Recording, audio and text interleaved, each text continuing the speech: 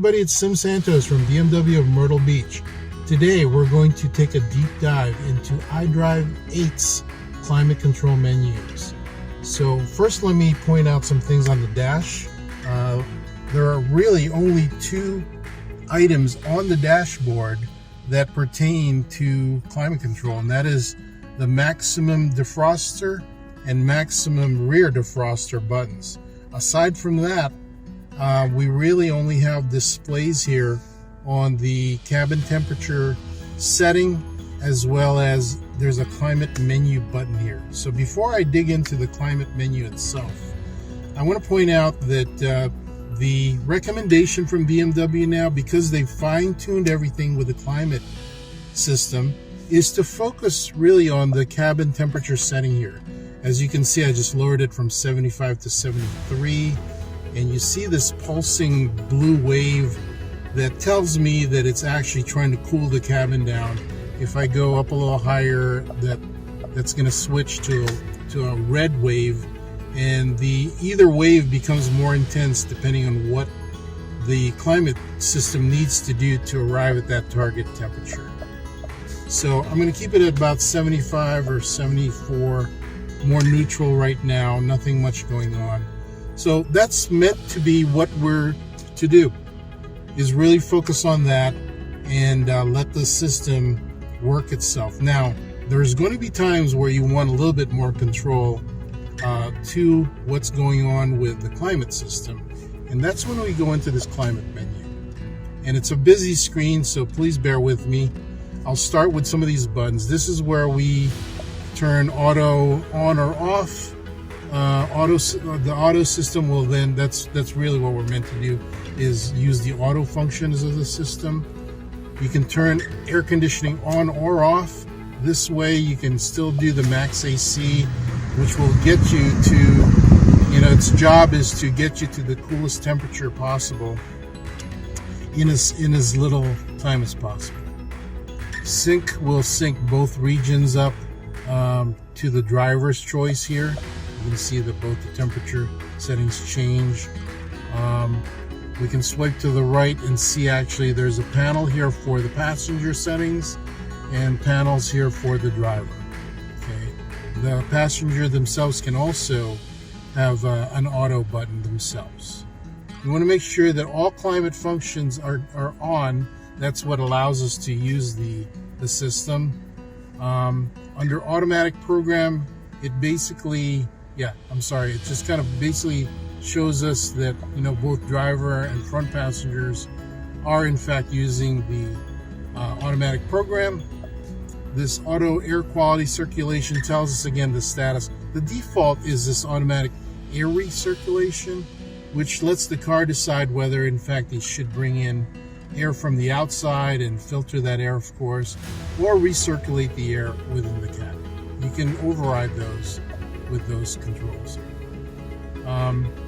Going into some settings here, right, starting with driver, we have a new setting which actually allows us to adjust the temperature for the footwell of the driver.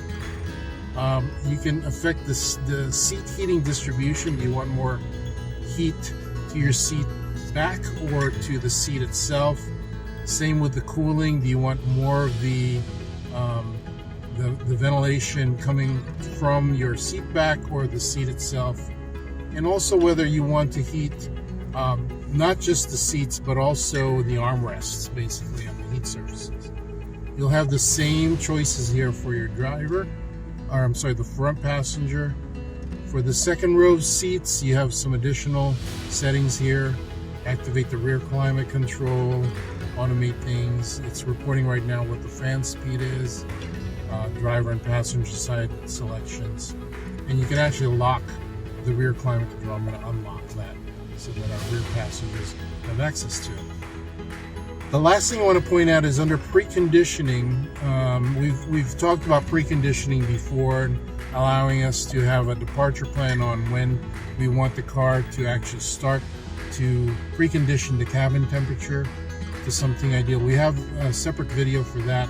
What I want to point out is that in the preconditioning area is this remote engine start section, and this is where, in fact, we want to be able to turn on the ability to do a remote engine start using a key fob or the My BMW app. You want to make sure that's turned on to get that functionality. Okay, so let's go on back here. So back to this fairly busy screen. This is where we can do some fine tuning on the various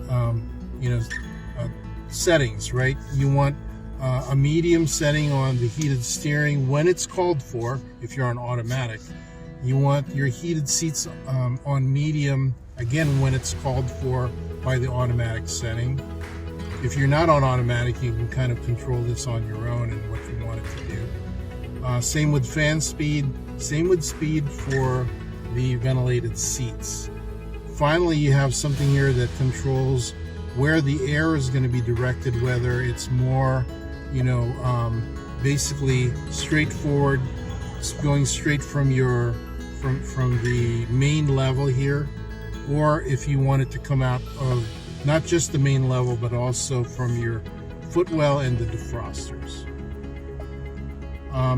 So, I've asked a number of people, BMW, what their recommendations might be. The recommendations I've heard is that for these settings, it's best to leave them at the medium setting and let the system stay on auto. That's the best recommendation that they have. Again, if the system is not required to heat anything, as right now it's fairly neutral, you can see any waves, it's obviously not going to be trying to heat the seat nor the steering wheel, regardless of what you have here. Okay, but when you do want it to get warmer, it's going to employ everything that it has to, not just the air temperature, but also some things with the steering wheel heating and the seat heating. Same with if I'm trying to cool the cabin down, you can see now I'm getting an indicator here that that the ventilated seats have kicked in, even though I've only left it at medium. Well, I hope you liked our deep dive into the climate menu and the climate settings for iDrive 8. Please send us any questions you have to this video below. Send us a like and subscribe to our YouTube channel. As always, we'd love to see you here at your local BMW dealership, BMW of Myrtle Beach.